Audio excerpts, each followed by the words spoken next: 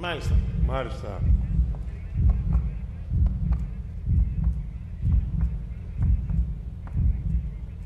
Ποιος σου άρεσε περισσότερο?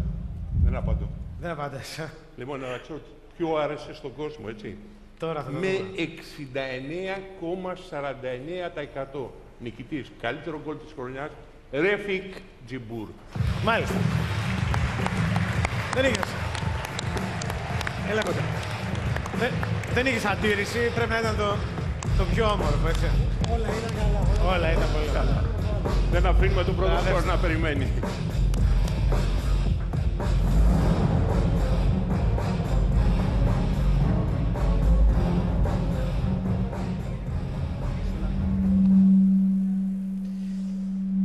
Λοιπόν, όταν σταματήσει να μητροφωνείς, η ερώτησή μου είναι η εξής. Το πίστευες αυτό το γκολ ότι είναι από τα καλύτερα της χρονιάς? Του είχε μείνει στο κεφάλι σαν γκολ. Το θυμόσουνα? Tu croyais que ce goal c'était le meilleur de toute l'année? Non, je pense qu'il y a eu beaucoup de beaux buts. C'est sûr, celui-là c'était un des plus beaux. Maintenant, c'est le vote et le public qui a choisi, c'est une question de goût. Πιστεύω ότι υπήρξαν πολλά όμορφα γκολ όλη τη χρονιά. Σίγουρα ήταν ένα από τα όμορφα γκολ. Από τη στιγμή που ψήφισε το κοινό ότι είναι το καλύτερο, το αποδέχομαι. Είναι το καλύτερο. Δεν έχουμε μεγάλες αντιρρήσεις που λένε, έτσι. Έγινε. Να το ρωτήσω κι εγώ κάτι. Σκόραρε σε όλα τα δύσκολα μάτια του Ολυμπιακού στο δεύτερο γύρο.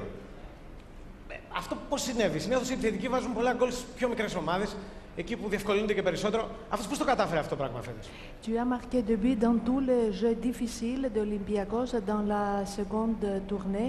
Comment ça c'est possible? Normalement, un joueur peut marquer deux buts quand le jeu n'est pas si difficile. Non, je pense que j'aime bien les matchs à pression.